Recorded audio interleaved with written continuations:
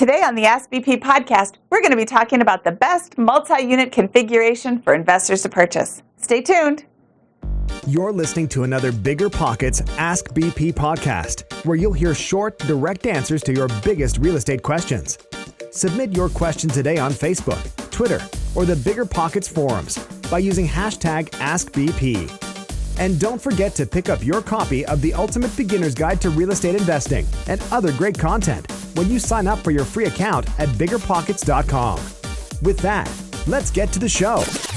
My name is Mindy Jensen, and you're listening to the Ask BP podcast. Today's question comes from Marcus, and he asks, what is the best multi-unit configuration for investors to purchase? You know, Marcus, my favorite thing about real estate is that there is no one right answer. What works for you might not work for me, and vice versa. So today I'm going to talk about my favorite multi-unit configuration. I like a fourplex. A fourplex is relatively easy to manage. It can still qualify for a residential mortgage, which has more favorable terms than a commercial loan. You can even get an FHA loan if you live inside one of the units. Another great thing about a fourplex is the low barrier to entry. It's not going to cost much more than a regular single-family home. Now, while you may have a lot more competition when you're going to purchase the property, that means there's a larger pool of people who will want to buy it from you should you need to sell it in a hurry. You never know what the future is going to hold. If you buy a 100-unit property, that's going to be a lot harder to sell. There aren't as many people who are looking for a 100-unit building. Another thing to consider is vacancy. If you have 100% vacancy in your fourplex, you still only have to find 4 people to rent to.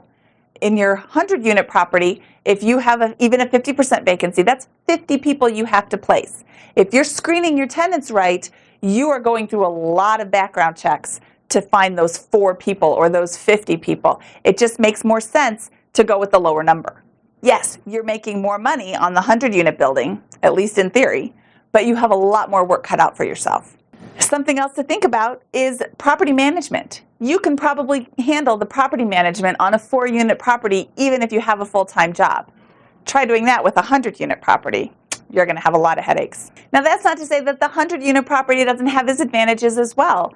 I just don't like them, and I don't buy properties that big. My ideal property, multi-unit property, is a fourplex.